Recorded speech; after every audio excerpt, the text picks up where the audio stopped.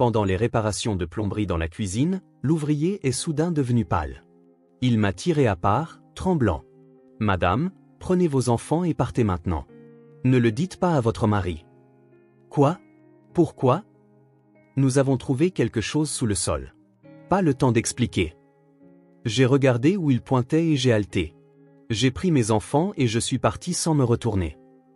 Avant de commencer l'histoire, n'oubliez pas de laisser un like et de vous abonner à la chaîne pour voir plus d'histoires comme celle-ci. Dans la maison blanche de style colonial d'une banlieue résidentielle de Boston, l'agitation matinale habituelle commençait. Une appétissante odeur de bacon s'échappait de la cuisine où Emily Hartwell s'affairait au geste familier de la préparation du petit déjeuner. Mère au foyer, elle s'était entièrement dévouée à sa famille dans cette maison depuis son mariage, 8 ans plus tôt. « Sophia, tu t'es brossé les dents ?» lança Emily en direction de l'escalier. En guise de réponse, elle entendit le bruit de pas précipités dévalant l'escalier. Sophia, âgée de 8 ans, apparut dans la cuisine, vêtue de son uniforme d'école primaire, ses cheveux châtains hérités de sa mère attachés en queue de cheval. « Maman, j'ai un contrôle de maths aujourd'hui. Je pense que ça va aller parce qu'on a révisé ensemble hier, » dit Sophia, levant les yeux vers sa mère avec une pointe d'anxiété en s'asseyant sur sa chaise. « Je suis sûre que tout se passera bien. Tu es si travailleuse, » dit doucement Emily en caressant la tête de sa fille tout en déposant des œufs brouillés et du bacon dans son assiette. Jacob, 5 ans, était encore en pyjama, assis sur le canapé du salon, serrant sa peluche préférée et regardant une émission pour enfants. Comme la maternelle n'était que l'après-midi, il passait toujours ses matinées à se détendre ainsi. « Jake, à table !» appela Emily, et le petit garçon arriva dans la cuisine de ses petits pas. « Maman, on va faire des dessins à la maternelle aujourd'hui. Je vais dessiner notre famille. »« Maman, papa, Sophia et moi, » dit joyeusement Jacob. « C'est une super idée. J'ai hâte de voir ça, » répondit Emily avec un sourire, mais elle ne put réprimer un léger soupir au fond de son cœur. Ces derniers temps, son mari, Michael, apparaissait de moins en moins sur les dessins de la famille.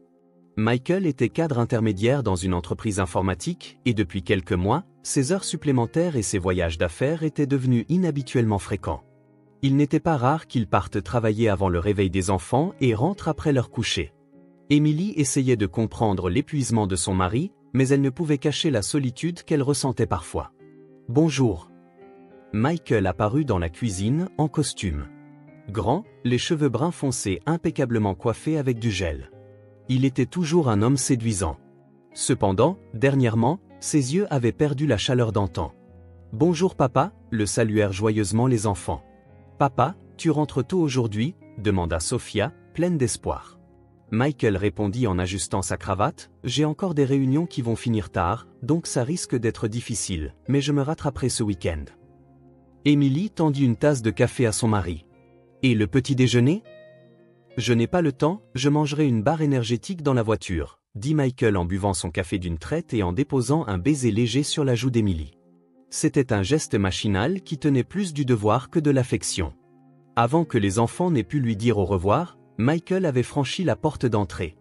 Emily regarda la voiture de son mari s'éloigner par la fenêtre, essayant de chasser le vide qui s'insinuait dans sa poitrine. Après avoir accompagné Sophia au bus scolaire, Emily commença ses tâches ménagères avec Jacob. En passant l'aspirateur, pliant le linge et préparant le déjeuner, elle se surprit à réfléchir de plus en plus à sa vie. Avant son mariage, elle avait travaillé comme éditrice dans une petite maison d'édition, mais elle avait démissionné en tombant enceinte de Sophia. Depuis, son univers tournait autour de la maison et des enfants. Après le déjeuner, en rentrant de la maternelle de Jacob, Emily remarqua un bruit de gouttes d'eau sous l'évier de la cuisine. Cela l'inquiétait depuis plusieurs jours, mais aujourd'hui, le son était particulièrement fort. Lorsqu'elle ouvrit la porte du placard et regarda à l'intérieur, elle vit de l'eau suinter des tuyaux. « Encore des frais de réparation », soupira doucement Emily. Dernièrement, de petits problèmes commençaient à apparaître dans toute la maison. C'était inévitable pour une maison de 15 ans, mais Michael montrait peu d'intérêt pour les questions domestiques, se contentant de dire « appelle un artisan ». Emily trouva le numéro d'un plombier réputé qu'une voisine lui avait recommandé et appela. La réceptionniste, aimable, lui dit qu'il pourrait envoyer quelqu'un dès le lendemain matin. « C'est Tony Rossi qui viendra. C'est un artisan expérimenté qui travaille dans le secteur depuis 20 ans, quelqu'un de très fiable. » Emily raccrocha, soulagée. Le lendemain matin, Émilie se réveilla plus tôt que d'habitude et finit de préparer le petit déjeuner. Le plombier devant arriver à 9 heures, elle voulait envoyer les enfants à l'école et ranger un peu la maison avant son arrivée. Michael s'était également levé avec une avance inhabituelle et prenait son petit déjeuner avec les enfants. Le plombier vient aujourd'hui, dit-il en buvant son café. Oui, la fuite dans la cuisine s'est aggravée. C'est un certain Tony Rossi. Il a une bonne réputation dans le quartier, répondit Émilie en faisant la vaisselle. Ça va coûter combien, à peu près? Je n'ai pas encore le devis, mais je ne pense pas que ce soit un gros problème. Michael regarda sa montre et se leva. Bon, je te laisse gérer ça. Je vais encore être en retard aujourd'hui. Il posa légèrement la main sur l'épaule d'Émilie, mais sa main lui parut froide.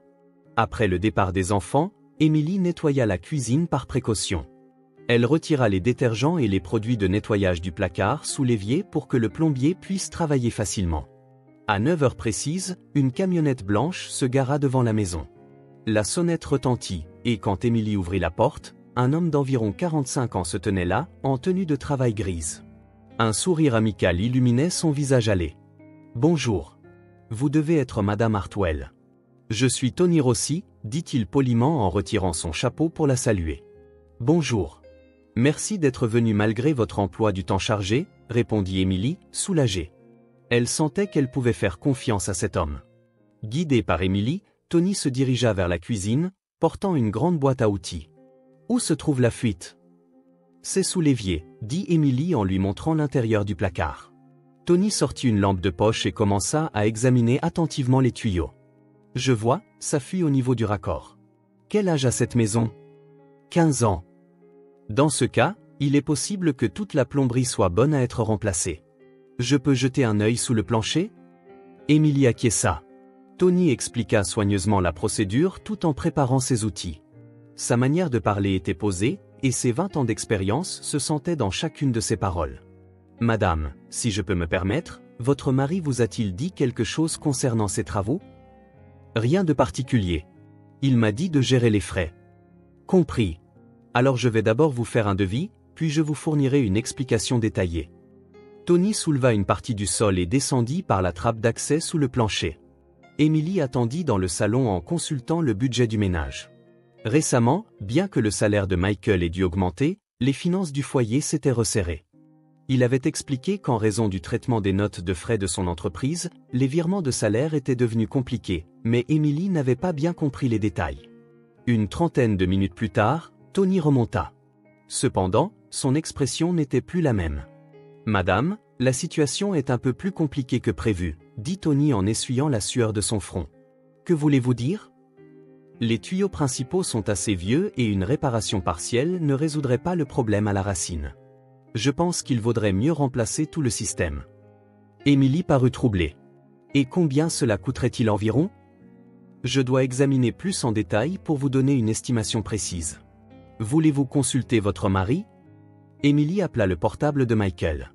Mais après plusieurs sonneries, l'appel bascula sur la messagerie vocale. Il doit être en réunion, mais je lui avais déjà parlé de la fuite, alors je vous en prie, procédez aux réparations nécessaires. Entendu. Alors je continue le travail.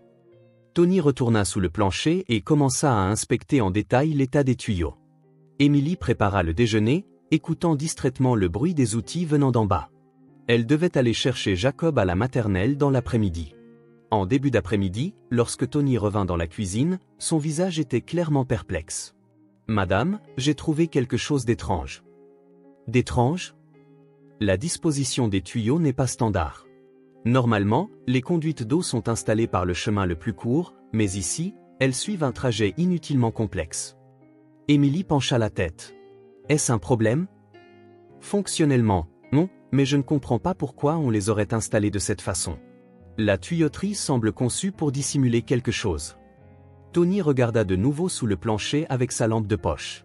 Cette fois, il semblait examiner chaque recoin, prenant plus de temps que la première fois. L'anxiété d'Émilie montait.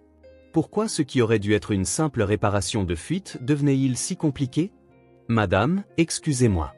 Laissez-moi vérifier une dernière fois. » La voix de Tony était tendue. « Y a-t-il un problème ? » Non, juste une vérification. Mais le comportement de Tony était clairement étrange. Il sortit son téléphone portable et on entendit le bruit de photos prises sous le plancher. Émilie sentit son cœur s'accélérer.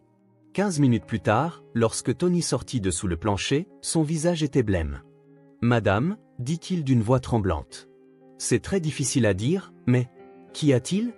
Dites-le-moi clairement, s'il vous plaît. » Tony prit une profonde inspiration et regarda Émilie. « Ça dépasse le cadre d'une simple intervention de plomberie. Vous devriez peut-être consulter la police. » « La police ?» La voix d'Émilie devint aiguë. « Mais qu'avez-vous trouvé, à la fin ?» Tony posa ses outils et sortit son téléphone, les mains tremblantes. « Madame, avant tout, restez calme et écoutez-moi.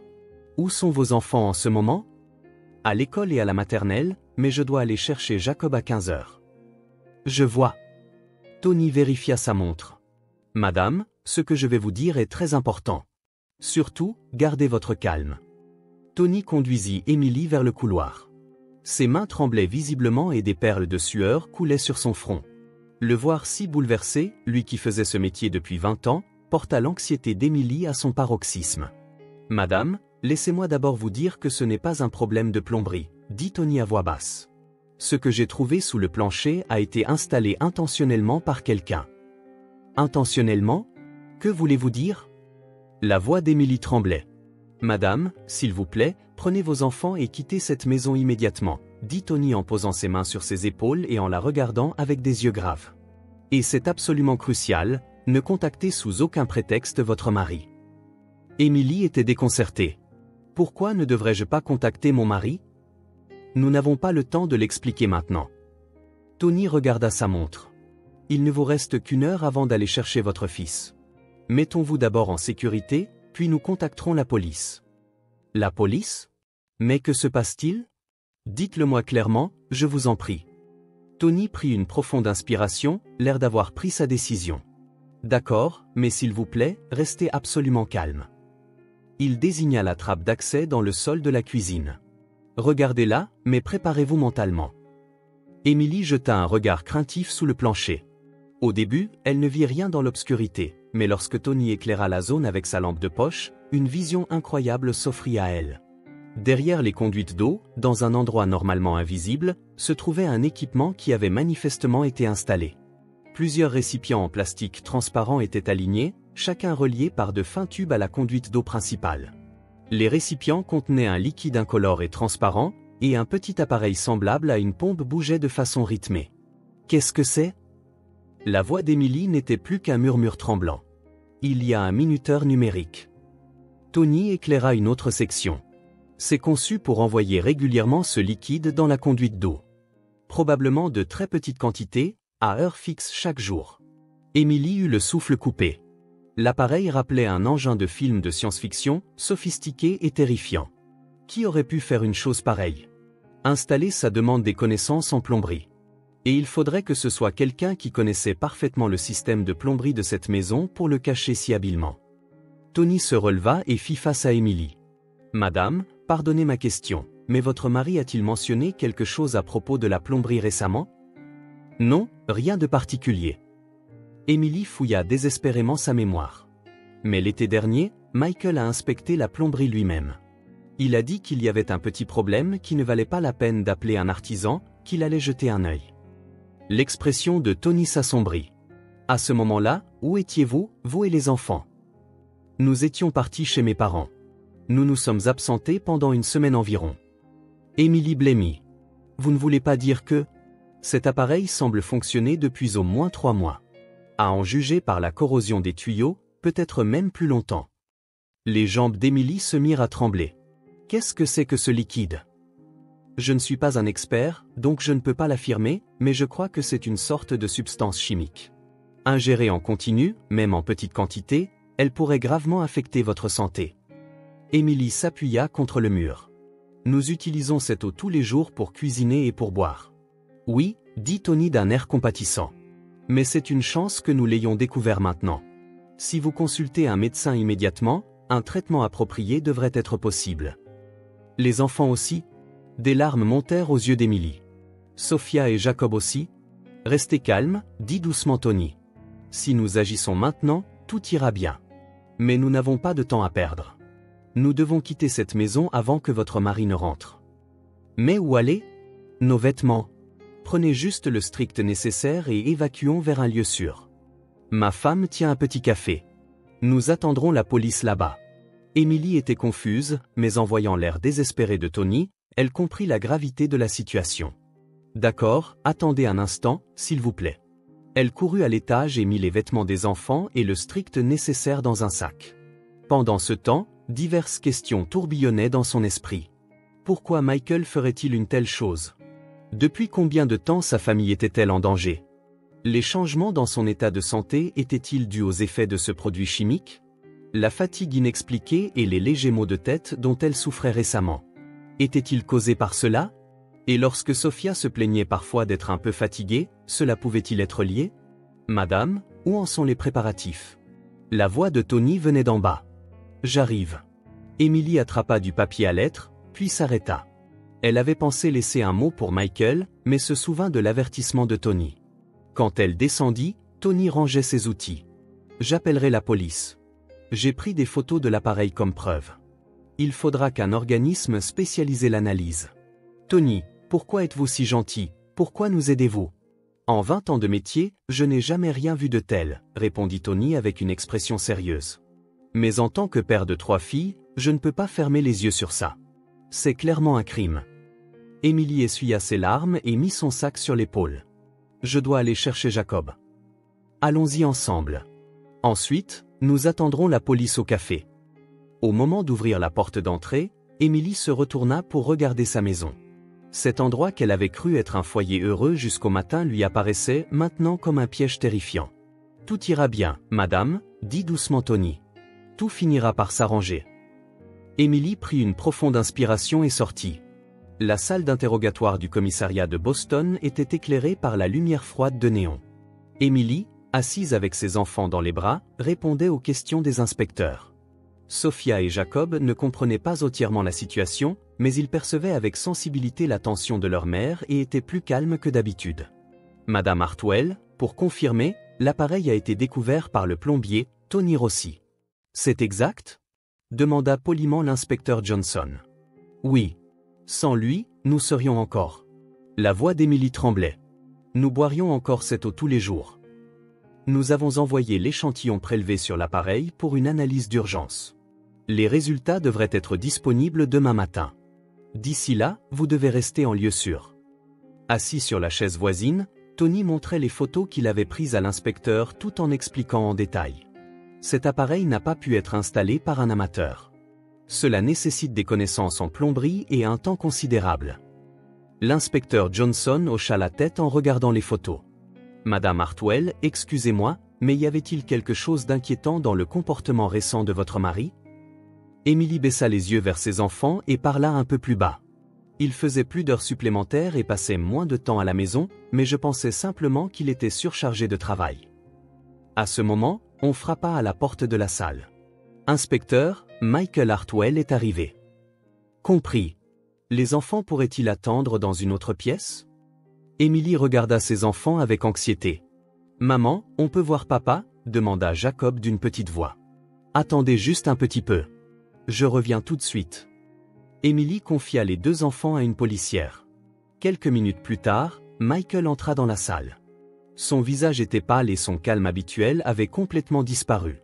Emily, que s'est-il passé? J'ai reçu un appel de la police? Mais... Emily regarda le visage de son mari. Tu n'es pas au courant pour l'appareil sous le plancher?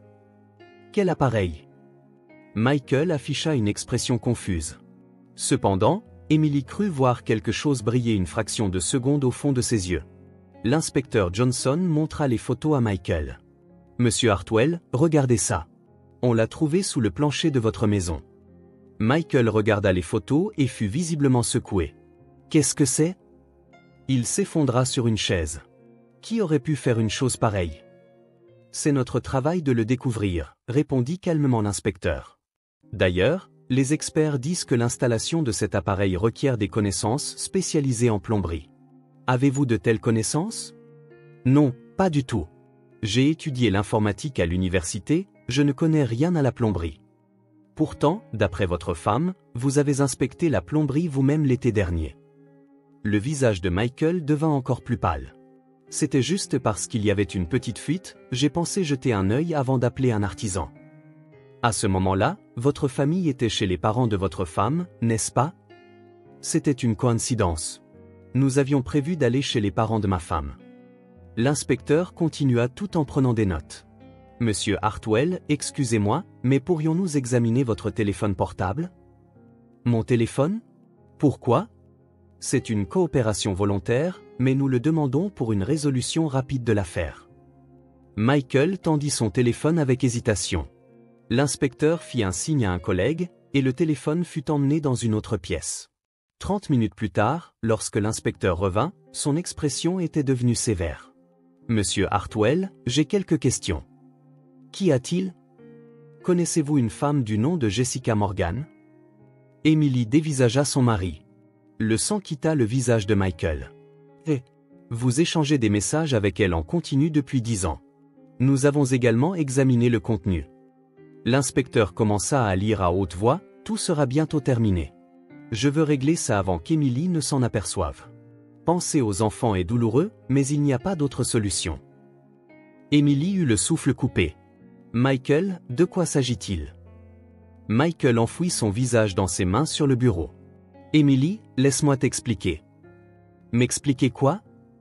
La voix d'Emily tremblait. 10 ans avec une autre femme. Il y a un autre message intéressant, poursuivit l'inspecteur. Installation de l'appareil terminée. 3 mois devraient suffire. Ceci date de 3 mois. Ce n'est pas vrai, Michael releva la tête. Ça avait un autre sens. Les résultats des tests chimiques viennent d'arriver. L'inspecteur ouvrit de nouveaux documents.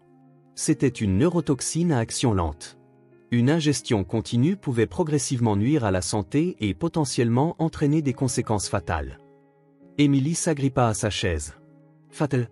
De plus, au cours de notre enquête, nous avons découvert que vous avez un garçon de 7 ans avec cette Jessica Morgan. Un enfant. Emily resta sans voix. L'inspecteur lut un autre message, Ryan veut voir papa. J'espère que le jour où nous pourrons vivre tous ensemble arrivera bientôt. Emily essaya de se lever, mais ses jambes ne la portaient plus. Depuis 7 ans, tu avais un enfant secret. Michael releva enfin la tête. Emily, écoute-moi, s'il te plaît. T'écouter? Après avoir essayé de nous tuer? Des larmes débordèrent des yeux d'Emily. Je ne voulais pas que ça se passe comme ça. La voix de Michael tremblait aussi. Au début, je pensais juste te rendre malade pour pouvoir parler de divorce, mais... avec un poison mortel? Je me suis trompé dans le dosage, se mit à pleurer Michael. J'ai fait des recherches sur Internet et j'ai pensé qu'une toute petite quantité serait sans danger. L'inspecteur Johnson se leva. Michael Hartwell, vous êtes en état d'arrestation pour tentative de meurtre. Attendez. Michael tendit la main. L'héritage de tes parents et l'assurance vie. Avec cet argent? Pour l'argent? Emily était horrifiée. Pour l'assurance vie que mes parents m'ont laissée, tu as essayé de nous. Si nous divorcions, je n'aurais eu que la moitié. Mais s'il t'arrivait quelque chose? Emily ne put rien dire de plus. Le fait que son mari depuis 13 ans ait tenté de tuer sa famille pour de l'argent était trop lourd à supporter. Jessica est-elle aussi complice? Demanda l'inspecteur. Non, elle ne sait rien. J'ai tout fait tout seul.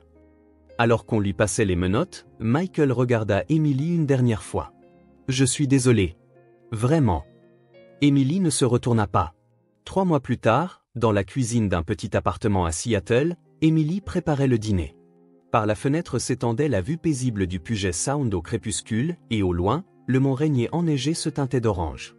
Loin des souvenirs oppressants de Boston, ce magnifique paysage apaisait peu à peu son cœur. « Maman, je me suis fait une nouvelle amie à l'école aujourd'hui », annonça joyeusement Jacob. Le passage de la maternelle à l'école primaire avait été un grand changement, mais sa capacité d'adaptation était plus rapide que sa mère ne l'avait prévu. C'est merveilleux. C'est qui? Une fille qui s'appelle Emma. Comme moi, elle vient d'emménager ici. Sophia leva également les yeux de ses devoirs sur la table de la salle à manger. Je m'entends bien avec les enfants de ma classe aussi. Les enfants ici sont gentils. Emily était émue par la résilience de sa fille. Le psychologue avait dit, les enfants sont plus forts qu'on ne l'imagine, mais en tant que mère, elle s'inquiétait constamment. En suivant une thérapie régulière, Tous les trois s'adaptaient progressivement à leur nouvelle vie. Ses parents, d'abord très choqués en apprenant les détails de l'affaire, étaient maintenant sincèrement heureux de passer du temps avec leurs petits-enfants. « Émilie, tu as fait plus que ce qu'il fallait », lui avait dit sa mère en la serrant dans ses bras. Elle se souvint de la lettre arrivée la semaine dernière. C'était une lettre d'excuse de Michael. Au tribunal, il avait été condamné à 15 ans de prison pour tentative de meurtre et purgeait actuellement sa peine dans une prison d'État. Sa maîtresse, Jessica, avait été interrogée comme complice présumée, mais n'avait pas été poursuivie faute de preuves. Cependant, des problèmes juridiques persistaient concernant la garde de leur fils de 7 ans, Ryan. Émilie jeta la lettre sans la lire. Il n'y avait plus besoin de regarder en arrière. « Maman, oncle Tony a appelé », dit Sophia. Tony Rossi était un bienfaiteur qui prenait encore régulièrement de leurs nouvelles. Même après avoir fait la une du journal local en tant que « plombier héroïque », il était resté humble et gentil. « Je suis content d'avoir suivi mon instinct. En 20 ans de métier, c'était la première fois que je ressentais un tel malaise. » Émilie prit le téléphone. « Tony, merci d'appeler malgré ton emploi du temps chargé. Je m'inquiétais de savoir comment vous alliez. Les enfants se sont-ils habitués à leur nouvelle école ? Grâce à vous, petit à petit, nous reprenons le dessus. C'est une bonne nouvelle. En fait, Émilie, j'ai une proposition à vous faire. » Une proposition ?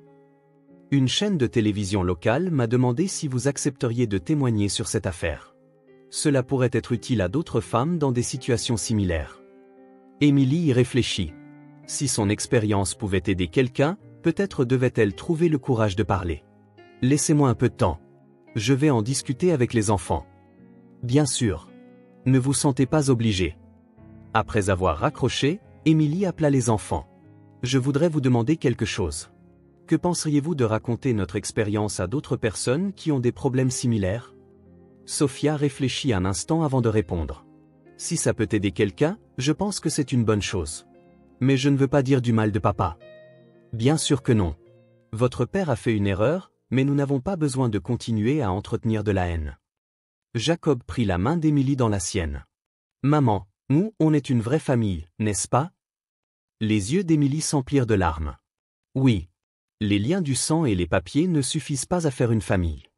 La confiance, l'amour et le fait de prendre soin les uns des autres, c'est ça qui fait une vraie famille. Papa s'est trompé de chemin, mais nous trois, nous sommes une vraie famille, » sourit Sophia. Tout en continuant les préparatifs du dîner, Émilie contemplait le coucher de soleil par la fenêtre. Du nouveau robinet de la cuisine coulait une eau claire et saine. Il n'y avait plus rien à craindre. Alors que les rires des enfants résonnaient dans l'appartement, Émilie murmura dans son cœur, « Nous allons nous en sortir. » Au loin, le bruit des vagues annonçait doucement le début d'une nouvelle vie.